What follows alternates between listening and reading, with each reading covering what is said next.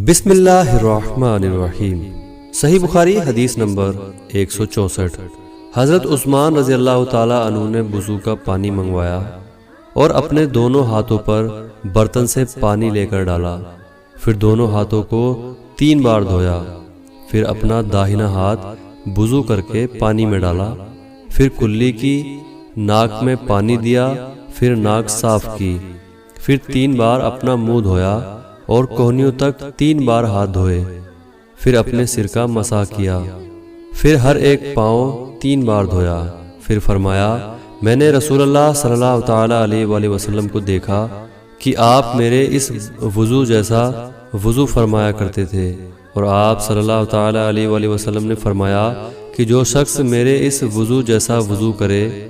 اور حضور دل سے 2 رکعت پڑھے جس میں اپنے دل سے باتیں نہ کرے تو اللہ تعالیٰ اس کے پچھلے گناہ معاف کر دیتا ہے۔